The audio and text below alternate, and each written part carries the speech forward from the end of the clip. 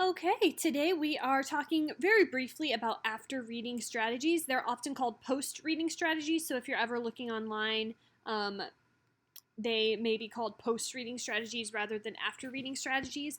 But strategies that you can use after students have finished reading a text or you finish reading a text together as a class to help students process, comprehend, reflect, etc., on what they have just read. So here we have our list of the before, during, and after. And here we have after reading strategies provide students an opportunity to summarize, question, reflect, discuss, and respond to text. Now, I want to note that an after reading strategy, remember, is not the same as a general concept. So, for example, discussion. Well, discussion isn't really a strategy, it's an umbrella under which there are many different discussion type strategies, right? So, things like, or writing, that's not really a strategy, but there are many different types of strategies that have students write about what they've just read. So, we're looking for specific strategies that we can pull out of our back pocket for the after reading section. We will talk at another time about facilitating discussion after reading and at any point in the classroom, and some best practices and specific discussion strategies too. So this will connect to something we will study further later in the course as well. And Gallagher has a whole chapter on discussions and facilitating classroom speaking and listening strategies. So we'll have a week where we talk specifically about good quality classroom discussion. These things have appeared on previous little videos, but I want to make sure that the after reading is sort of connected to what we've already said about before and during reading. So the before reading, remember, is to activate the brain and increase that engagement and motivation to read. The during reading is to encourage active reading rather than more passive reading. And then the after reading, we review, we focus, we summarize, we respond. I'm here on the little path chart now. I like this one as well because after reading, we're making judgments, we are evaluating, we're discussing author motivation, especially in a piece of literature. What's the symbolism here? Connecting to other texts, connecting to our personal lives. So some after reading is going to be sort of based on those personal connections. Some are going to be based on more analytical types of things. But you really need to make that choice based on the type of text you have. The first thing you do after reading should really depend not only on the learning objective you're focusing on, but also on the type of text. A more complex text, the first thing you do after reading is probably going to be based in summary. Or if you're working with ELL students or struggling readers, you always start with summary. And then you move later on to more in-depth discussion or more complex discussion. But that, do we comprehend what happened? Can we summarize and retell what happened?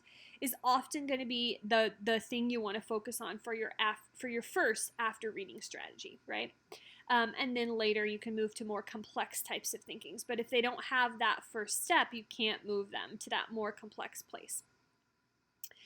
Making connections is a really important part of after reading. Students often, especially if it's assigned reading, students often think, okay, I completed the reading, I did the assignment, I'm done, and don't always push themselves to think about it. We actually naturally think about things, right? Students are all thinkers.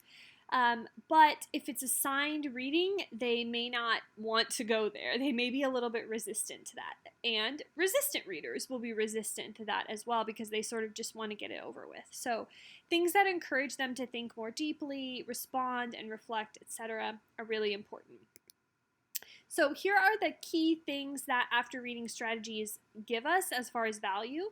They allow us to summarize, they allow us to question the text, and that can be ask questions about the text or sort of question the author if it's like a political piece or something like that, or if it's a piece that includes bias.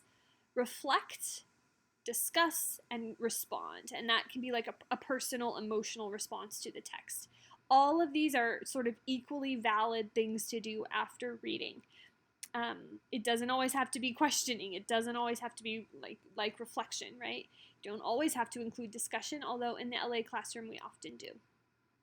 So something important to consider is that the after reading strategy often should flow naturally from what you did for the during reading strategy. So for example, you might not need a totally new, brand new after reading strategy. For example, if you did guided annotations and you asked them all to look for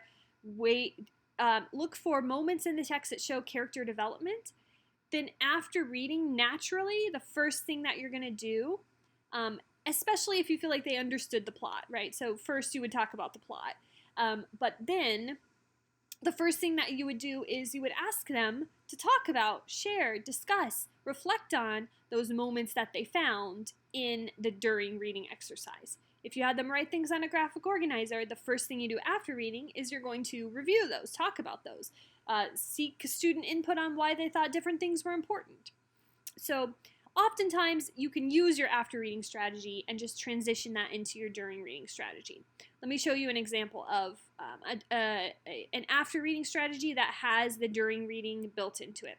So this is Sum It Up from readingquest.org, and they are asked to, just like create a list of main idea words. But you can see here, one of the steps of this is to read the selection and underline keywords and main ideas. So they would be doing that while they're reading, during reading strategy, right? And then afterwards, you would give them the Sum It Up sheet. They would write down some of those key main words. You would probably ask them to prioritize, like maybe 5 to 10, not every single one they wrote. They might do this with a partner, like which ones did you pick? Which ones did you pick? And then they sum it up for $2. So each of these, like blanks has a cost, and then it adds up to $2. So sort of similar to that 17-word summary that we liked from Gallagher.